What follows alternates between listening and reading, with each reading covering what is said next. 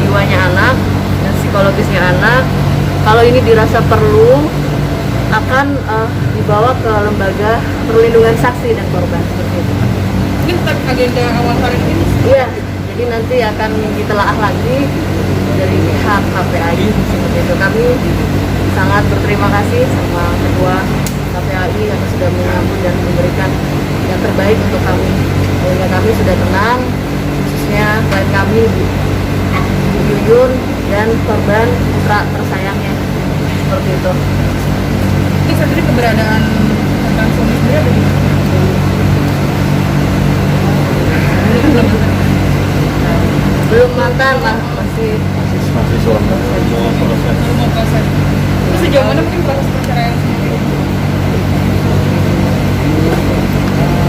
ya pokoknya kita lagi fokusnya Iya, mungkin sejak gumbar-gumbalkannya ke media, tanggapan suami sendiri itu seperti apa sih Mbak sekarang Mbak? Apakah jadi ada ancaman-ancaman Atau mulai ada gimana sih Mbak? belum, karena ada denger aja nggak enak gitu ya Mbak. Jadi itu dari temen gitu, atau dari begitu berita ini sudah disiarkan, ya dapat perkataan yang tidak enak juga dari pihak keluarganya bahwa klien saya dibilang lah apa acting lah apalah gitu, dari sensasi lah, maklum lah, artis lah seperti itu. Jadi tidak ada rasa penyesalan ataupun merasa sakit hati.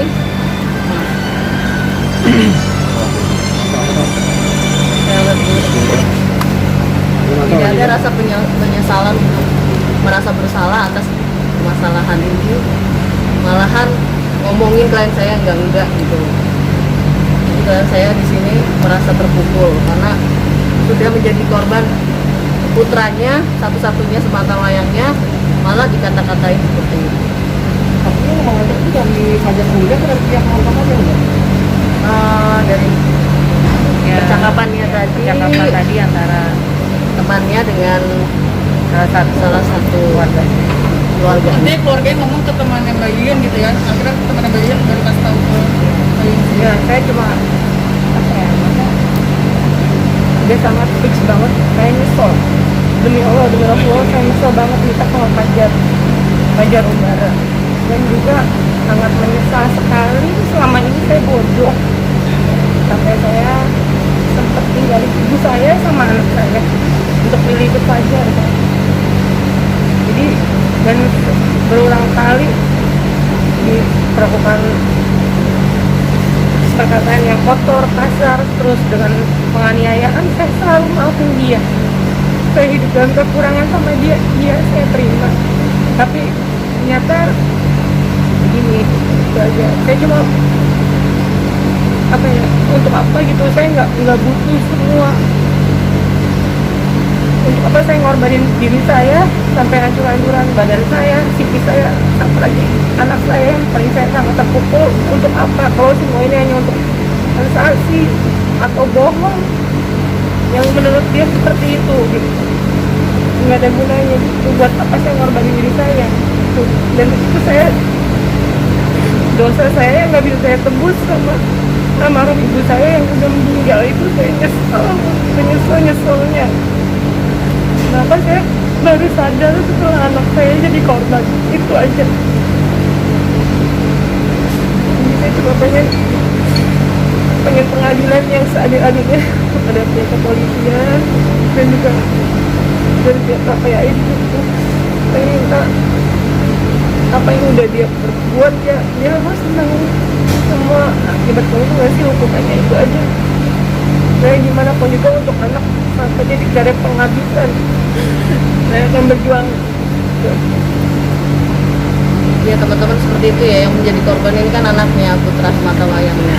Kalau masih dibilang ini acting lah, cari sensasi lah, itu seperti nggak manusiawi lah gitu. Itu nggak punya hati nurani lah menurut kami. Dari Mbak setelah dari sini mungkin apakah akan ada perlindungan secara khusus gitu kan, apalagi kan ini udah dibuat-buatkan di media apa segala macam gitu kan, apakah mungkin akan meminta perlindungan khusus gitu kan dari pihak itu gimana? Ya kemarin aja satu hari sebelum masih pas juga kan sempat ada ketakutan kita juga kan, dia mau datang ke apartemen itu juga udah merupakan ancaman banget buat saya sama anak gitu. Saya juga sempat koordinasi di pihak apartemen juga kan, dan juga pihak kepolisian. Satu Pak, dia mau datang, ibu kalau sampai ada datang kalau diamankan di security langsung nanti kita akan datang tuh. Dan pada waktu kejadian juga sebenarnya waktu saya lapor pertama juga langsung datang sebenarnya kepolisian, tapi dia keburu nggak ada, belum pergi dari apartemen. Sama waktu kejadian di Cirebon juga seperti itu. Jadi lagi mau diamankan sama RT RW sama warga semuanya, dia bilang mau beli pulsa dulu ya, terus langsung kabur. Udah gitu mau aku ya, apalagi dia orang yang tahu agama itu, mau saya ya apa ya, tanggung jawab lah atas perbuatannya itu aja. Itu udah cukup gitu, udah cukup dan sangat cukup. Dan dia juga pernah mengakuin bahwa dia juga pernah memukul mantan istrinya sampai pingsan. Itu diakuin oleh Fajar Umbara sendiri. Jadi saya yang salah juga karena sebelum nikah saya nggak pernah ingin mencari tahu, terlalu percaya sama Fajar karena dia orang yang religius. Saya pikir yang bisa bimbing saya ya itu aja. Apa sih yang saya inginkan sekarang di umur saya yang segini? Saya cuma pengen punya keluarga, punya suami, hidup bahagia sama anak saya, itu aja gitu. Rezeki ya kita bisa cari barengan itu. Tapi saya pengen ketenangan. Saya nikah juga saya kan pengen bahagia, bukan berarti saya harus mengabdi dengan suami terus saya harus menderita kan, juga harus kayak gitu. Dan nggak ada haknya seorang suami atau Fajar Umbara yang bisa berbuat semena-mena atau menganiaya saya dengan menekan secara psikis maupun menyakiti badan saya, pada saya dan anak saya. Dia nggak ada hak sama sekali, walaupun segimana apapun tuh nggak ada hak sebenarnya aja. Jadi saya demi Allah, demi Rasulullah, yang saya alami ini saya udah saya alamin bertahun-tahun. Dan yang terakhir yang saya sangat sesal, anak saya jadi korban itu, yang penyesalan saya seumur hidup saya. Dan mama saya yang udah meninggal itu saya udah nggak bisa ngomong apa-apa lagi. Saya cuma minta keadilan aja. Jadi rasa sakit klien saya ini sudah menahun dari pertama nikah di tahun 2019, dimaafkan, kemudian diulangi kembali 2020 sampai proses di Polres Cirebon Kota, sudah ada LT-nya juga. Dan ini yang paling memuncaknya di 2021 terhadap anak mata wayangnya, itu HEP, HAP inisialnya. Mungkin ada rencana pindah tempat tinggal atau seperti apa? Iya. Karena anak saya juga udah takut di situ. Terus kalau ngeliat di ruangan juga kan ada sesuatu yang istilahnya itu kejadian yang udah nggak bisa dilupain. Gitu juga saya sampai dalam hati saya benar-benar ngerasa salah. Sempat waktu itu anak saya sampai istilahnya saya udah bener-bener apa ya, anak saya sampai, mah udah selesai, apa aku harus loncat dari lantai 28. Itu aku ngerasa dosa banget sama anak aku. Maafin mama ya Dek. Jadi kejadian 23 Maret 2021 itu adalah akhir daripada puncak penyesalan dan merasa klien saya ini sudah cukup. Selama ini dia selalu memberi pintu maaf, memberi kesempatan, akhirnya sampai menjadi korban, yaitu anak ini. Tertekannya batin anak selalu menyaksikan saat berantem itu. Ya saksi bisunya itu ya apartemennya yang tempat kejadian terakhir dipukulnya putranya. Ngancam, maksudnya karena sudah tertekan, Anakku udah tertekan, sudah sangat tertekan psikisnya. Dia ingin ngebelain ibunya, tapi saat itu ibunya juga nggak bisa melawan gitu. Akhirnya putranya ini mengatakan sama mama, apakah saya harus lompat mah ke lantai 28 ini?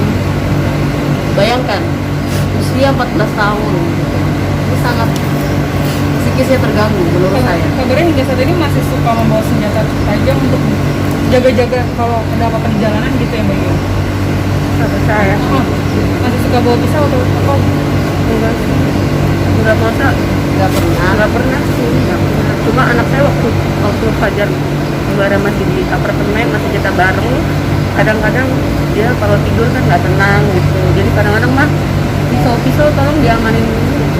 Oh, agar enggak. Diamanin supaya Takut ya namanya. takut diambil sama ayah sambungnya, kemudian ada tindakan kekerasan yang diulangi lagi. Itu yang Itu yang ditakutkan. ditakutin. Jadi Lagi tidur atau gimana kan kita nggak tahu Setiap namanya malam. orang nekat. setiap malam susah untuk tidur. Ya saya Kebayang-bayang hal-hal yang tidak dibayangkan itu, kayak semacam senjata tajam. Ma tolong disingkirin, ma tolong disingkirin. Aku takut ada apa-apa yang terjadi sama mama, sama saya. karena emang nggak dicapek-capek, cuma aku hanya menganggap aja kayak gitu. Jadi anak saya udah benar-benar trauma banget, apalagi Fajar juga nggak mikir gitu waktu dia udah selesai mukul, bukan dia ngerasa bersalah, tapi dia ngancem dengan kata-kata yang mungkin udah tahu semua rekan media bagaimana bahasanya bapak terhadap anak itu aja sih. Mbak, maaf, berarti kekerasannya secara psikis dan fisik ya Mbak? Iya. Dan pengancaman juga, Mbak. Pengancaman. Ada pengancaman. Kira-kira Mas Fajar tuh ada indikasi kayak ada gangguan Kejiwaan atau Kita tidak tahu masalah itu. Jadi selama ini memang sama mantan istrinya pernah kejadian, yaitu tadi seperti klien saya ngomong bahwa pernah mantan istri dulu dipukul sampai pingsan. Dan itu diakuin oleh Fajar Umbara sendiri.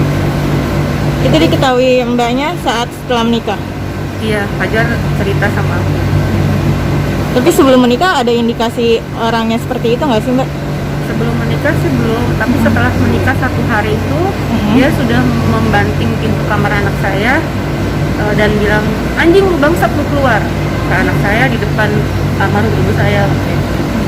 Makanya setelah kejadian itu kan saya langsung diusir sama ibu saya. Dikasih pilihan mau ikut sama mami atau kamu pilih mami sama anak atau pilih Fajar. Nah tapi saya sebegitu teganya juga dengan ibu yang lahirin saya, dengan anak yang daging saya ikut Fajar.